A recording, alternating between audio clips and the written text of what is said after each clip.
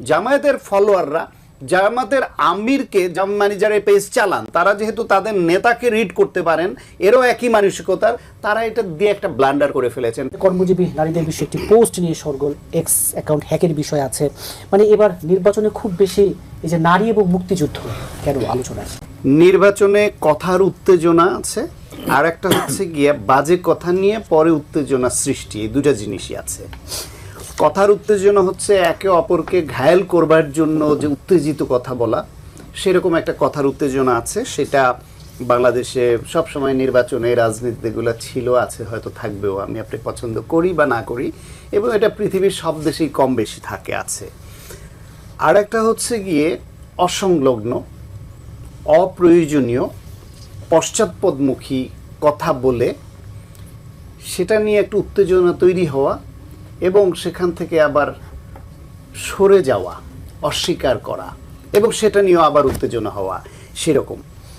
আজকে আপনার এখানে আসার আগে জামায়াতের আমিরের একটা বক্তব্য শুনতে আসছিলাম। চট্টগ্রামে অলি আহমেদ ছাতা মার্কা বোধহয় এলডিপি ওকে আছে, কিন্তু তাদের মার্কা তো ছাতা মার্কা। এই ছাতা মার্কা তার হাতে তুলে দিয়ে উনি সব জায়গায় জোটের শরিকদের অন্যদের তো মুরব্বী হিসেবে, উনি জোটের মুরব্বী না, তো জোটের মুরব্বী তার ছোট ভাই যারা আছে বয়সে ছোট বড় যাই হোক, দল হিসেবে ছোট ভাইদের হাতে মার্কাটা তুলে দেন এবং তাদের জন্য একটু দোয়া দুরুদ পড়ে দেন। সেই হিসেবে ছাতা মার্কাটা অলি আহমেদের হাতে তুলে দিলেন এবং সেইখানে বক্তব্যে তিনি বললেন যে আপনাদের এইখানের, আপনাদের কৃতি সন্তান এই মাটির, তিনি মুক্তিযুদ্ধের সময় তিনি প্রথম বললেন উই রিভোল্ট। জামাত হলো একটা রাজাকারের দল, আলবদর আল শামসের দল, গণহত্যা গণধর্ষণের অভিযুক্ত একটা দল। তারা মুক্তিযুদ্ধের পক্ষের এই বয়ানটা অপ্রয়োজনীয়ভাবে দিতে যায় কেন? না দিলে কোনো ক্ষতি ছিল বলেন তো? না দিলে তো এই মিথ্যা বলার অভিযোগটা আজকে আসে না। উই রিভোল্ট জিয়াউর রহমানের বলা উক্তি। প্রথম মধ্যরাতে অস্ত্র উঁচিয়ে গুলি করে প্রথম জিয়াউর রহমান বলছেন উই রিভোল্ট, এবং এর মাধ্যমেই পাকিস্তানি বাহিনীর বিরুদ্ধে একটা রিভোল্ট বা বিদ্রোহ শুরু হয়। এটা একেবারে শতসিদ্ধ প্রমাণিত সত্য।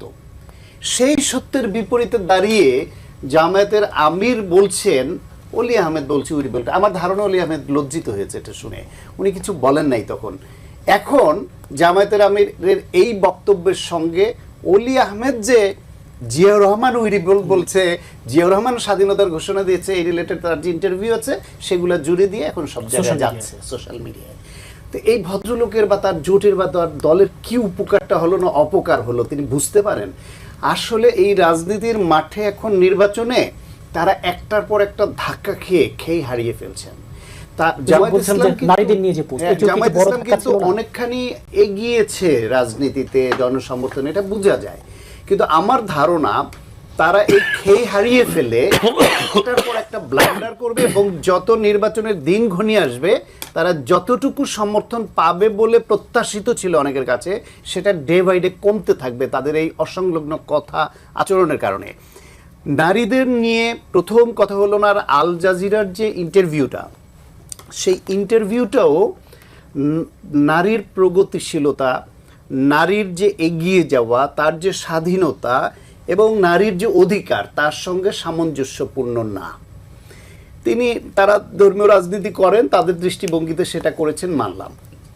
হুবহু উনি ওই ইন্টারভিউতে যেই কথাগুলো বলেছেন তার সব কথাগুলোর সঙ্গে এটাকে মানে একরকম কর্মজীবী নারীদের পতিতার সঙ্গে তুলনা করে শুধু এই শব্দটা যোগ করে একটা এক্স পোস্ট হয়ে গেল।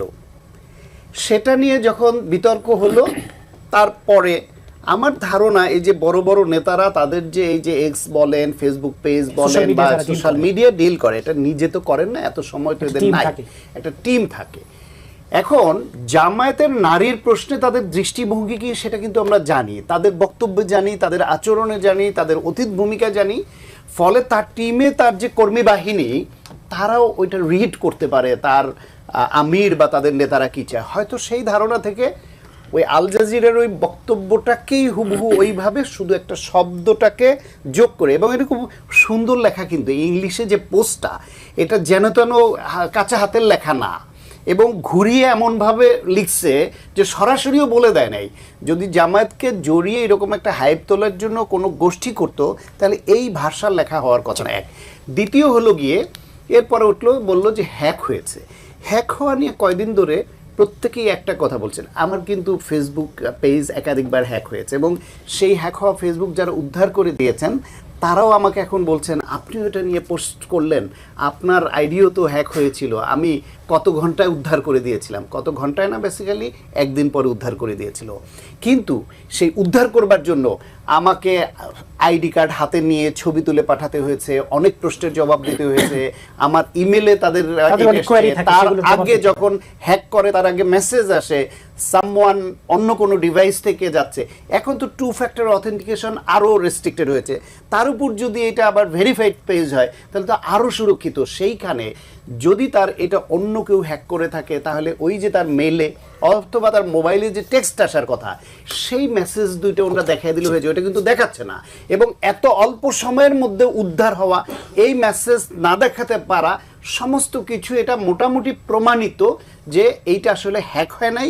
জামায়াতের ফলোয়াররা জামায়াতের আমিরকে মানে যারা পেজ চালান তারা যেহেতু তাদের নেতাকে রিড করতে পারেন, এরও একই মানসিকতার, তারা এটা দিয়ে একটা ব্লান্ডার করে ফেলেছেন। ফলে বললাম মুক্তিযুদ্ধের ইতিহাস, মুক্তিযুদ্ধ, নারীর অধিকার, নারী সম্পর্কে অবস্থান, এগুলো নিয়ে জামাতের একটু চুপচাপ থাকাই ভালো ছিল, যেহেতু তারা এই লাইনের না।